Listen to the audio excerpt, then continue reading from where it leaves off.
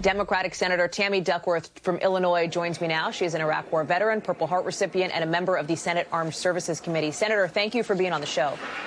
It's good to be on. Thank you. Senator, do you find common ground there, perhaps a phrase you don't use often, with Mitch McConnell on this issue with the majority leader here? Well, I'm glad he's finally speaking up. I've been talking about this and the threat to our national security posed by President Trump actually firing Secretary Esper and hollowing out the top levels of the Pentagon. And now we know why he did it. He did it so that he can make this really rash decision, which will put our troops in harm's way. Now, I know our troops will do the best job they can, professionally and with the highest tactical and technical expertise. But let's be clear, he is putting our troops in harm's way by rapidly withdrawing them without a clear plan for how to do it. Is there anything Congress can do here to step in or to try to? Well, I mean, we can speak up, but at this point, you know, he can make that decision, and he can issue that order, and it's a lawful order. It is a poor order. It is a bad order. It is an order that will leave, for example, caches of equipment in our enemy's hands. You know, when you withdraw troops that quickly, you don't have the logistics in place to withdraw American equipment. So all of that will be left behind that the Taliban can fall on. This is a really dangerous decision that the president has made. There's not much that Congress can do other than to speak up and draw attention to this and make it clear to him that this is not the right thing to do for our national security. As you point out correctly, he is the commander-in-chief. He is the sitting president now for another couple of months here. I want to ask you about something else, another decision that the president is apparently contemplating, as reported by the New York Times, reporting that senior advisors were asked by the president whether he had options to take action against Iran's main nuclear site in the next few weeks. The meeting reportedly happening a day after international inspectors talked about this significant increase in the country's stockpile of nuclear material. We should note that it was 4 current and former U.S. officials who told the Times that. Your reaction? And are you glad, at least, that people in the room dissuaded the president from moving ahead with a potential military or cyber strike? I'm glad that they did it, but I would expect nothing less, because it would be malpractice on their part to not dissuade him of it. You know, President Trump is literally wants to blow everything up as he goes out the door. Now, let's be clear. President Trump is the one who withdrew the United States from the Iran nuclear deal that kept Iran from developing these additional resources. Because he withdrew from it, Iran has now moved forward because they're not tied to the nuclear deal anymore. Now he's going to turn around and do a kinetic strike on Iran just before he leaves office. This puts America and our allies at great, great danger. Think about Israel. Israel is just down the road from Iran. And the fact of the matter is, such an action by the President of the United States will put not just American lives in jeopardy, but our allies like Israel, and then also our homeland as well. Remember that in the first months of every new president's term of office, our enemies have sought to test our vulnerabilities, whether or not we're too distracted. Bashar al-Assad launched a chemical strike within the first months of the Obama presidency. Of the Trump presidency. During the Obama presidency, North Korea launched 2 actions, and our enemies are waiting to see what will happen. And for Trump to think that he can launch a strike against the nuclear assets in Iran, just as he goes out the door, is foolhardy at best and really, incompetent.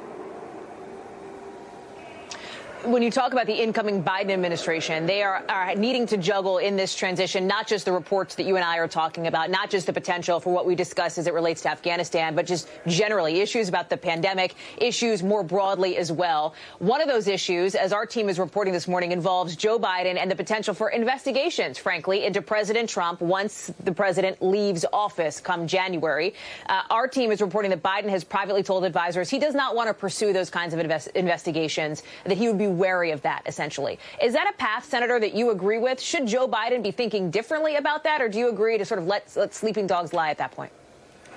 I think that Joe Biden's main focus, from my conversations with him and members around him, is on fighting this COVID-19 pandemic. We're about to enter into a really dangerous time with rates spiking. My own home state of Illinois is shutting down right as we speak now because we're seeing a surge. And so that is the #1 enemy of the American people right now, is the COVID-19 pandemic. And I think President-elect Biden is absolutely right to be focused on that first and foremost. Then we need to restore our economy that has been decimated decimated by Trump's failed response to the pandemic. And, then we have a lot on our plate that we need to work on. And I think that Joe Biden is absolutely right to be focused on other things first. I want to ask you something else about COVID, but before I do, you mentioned that you had conversations with the president-elect and his team. Did any of those conversations involve your potential role in a Biden cabinet? I don't have to tell you that your name has been brought up for some of these positions. Is that something you would consider, and is that something that's being discussed currently? Obviously, it's something I would consider. Anytime the President of the United States asks you to serve at the pleasure of the President to serve your nation, you have to consider it. But I do love my time in the Senate very, very much, and I have a lot more work I'd like to do in the Senate. My conversations with the team has really revolved around issues that I think should be in his priority list, which is COVID-19, and also a lot on the national security aspects, especially with what Trump has done to the Department of Defense's leadership. So no offer has been made. Am I understanding you correctly on that? No. Okay. Senator, let me ask you about COVID, because there was a dust-up, as you may have seen, on the Senate floor, actually, just within the past 24 hours. Senator Brown asked the presiding officer of the Senate, who was Senator Sullivan at the time, to put on a mask. Senator Ted Cruz got involved, weighing in on Twitter, calling Senator Brown, and I'm quoting the senator here, a, quote, complete ass for calling out, essentially, Senator Sullivan for being maskless. It's coming on the news that we got this morning that Senator Chuck Grassley is now quarantining, essentially, because of a close contact who had COVID. Do you feel comfortable, Senator, being around your colleagues in that chamber right now? I am not comfortable being around my colleagues in that chamber right now. The Republicans routinely go without masks. They sit down to lunch together when they don't wear masks and eat lunch together. This is why you see so many positive cases among Republican senators. Hallie, you just had a baby, right? And I have two children. I have a 2-year-old and a 6-year-old, actually 6-year-old tomorrow, and my 79-year-old mother lives with me. So those are folks in high-risk categories, and I frankly don't think that it's responsible of my colleagues to potentially expose my family, my loved ones, along with all of the staff and members who work at the Capitol, potentially to harm. It's really selfish to not wear a mask.